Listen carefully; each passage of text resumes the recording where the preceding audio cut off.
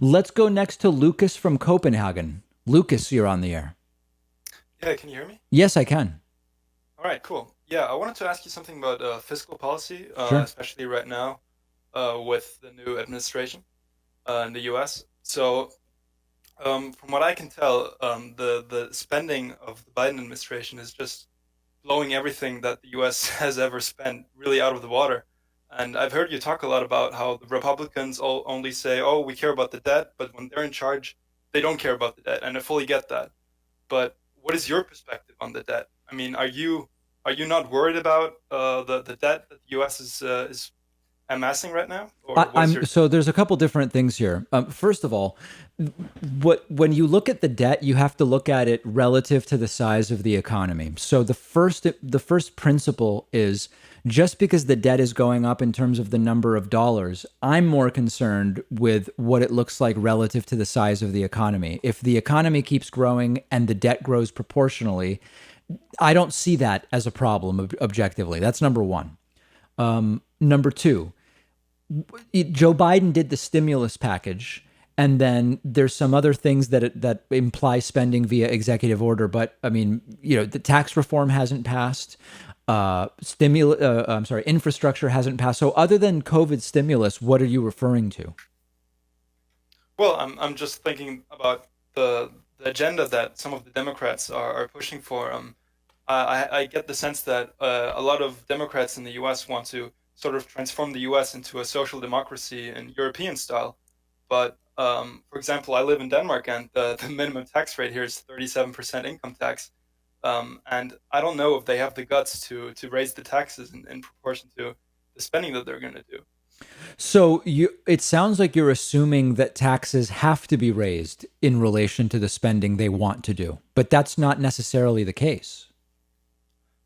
But the spending of the United States has really increased a lot, especially under Obama and under Trump. They So it raised the actually deficit.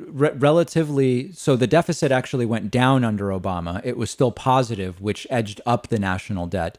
Trump did come Oh yeah, in promising to pay off the national debt in one term.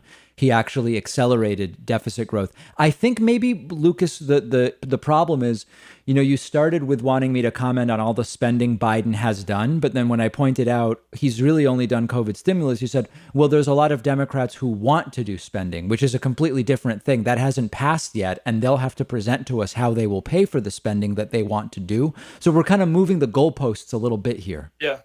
But would you then be in favor of something, for example, in Germany, they have a law that you're not allowed to spend more than you earn over 2% annually. I mean, I get your argument, but would you be in favor of something like that? I mean, it You doesn't know, I rule out wouldn't. I any wouldn't, and spending, I'll but tell you why. I'll tell you why I wouldn't be in okay. favor of that. There are types of deficit spending that, over the medium to long term, are deficit negative and are economically stimulative. And they are often a lot of the bigger projects that I think would be important for the country to do.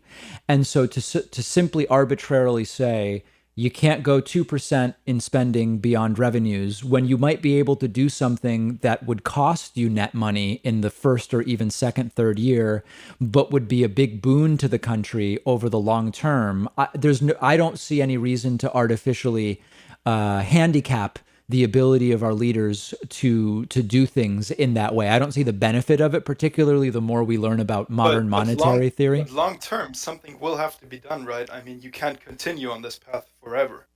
I think you do understand that, right? I mean, It I totally get your point. it's It not really clear makes to sense. me. I mean, here's the thing: not all economists agree that we can't continue on this path forever. If again, if you look at, But modern monetary theory is really something that is highly theoretical and being pushed by some of the new economists. A lot of people disagree.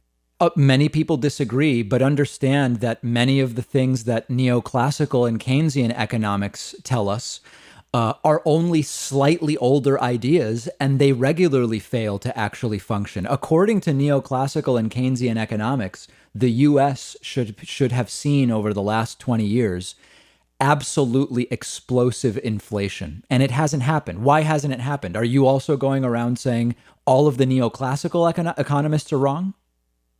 No, I don't think so. But for example, the interest rates have been very, very low. Yeah. So it has been very cheap to take on debt. But I think now that we are in so much debt, it becomes very hard to push interest rates up again to rates where we had them previously of the financial crisis. Okay. And And I so don't what? think So then the inflation will come when? I don't know about inflation. I'm just a student. I really don't know a lot about economics. But what I do Oh. know is that the U.S. is taking on a lot of debt, and so are countries in Europe. And I can't see why that would be healthy in the absolute long term. Yeah, I it's get not that stimulus is needed, I get the but I think idea, at but some point you have to cut the fat. you seem to be applying sort of like household economics to macroeconomies. And there's a lot of really good academic scholarship about why it's just the wrong paradigm through which we should be thinking about it. Well, I would disagree, but I think we're short on time. I bet you want to move on, so I respect that. Well, I Let's mean, move. but you disagree, but you also said you don't really know about economics, right? Well, I'm gonna study economics. I don't really know about a lot about it yet, Okay. but I think I'm just sort of not really. I'm not sure where I stand yet. Okay. But some people say that debt is very dangerous. Some people say we shouldn't worry about it.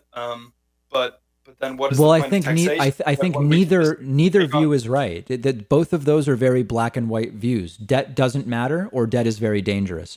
What increasingly seems to be the case is that we have to apply a more nuanced view and say, taking on debt to do certain things and in certain cases is okay, and then Yeah. simply increasing the money supply to pay debt maybe is not so good, right? So I think we just have to look at things in a more nuanced way.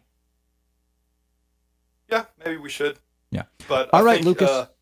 yeah, yeah. All right, Thank you very that's much. cool. Appreciate the call. Let's take a very quick break. Don't hang up if you're holding, because when we come back, I'm going to go right back and talk to more people. Stand by.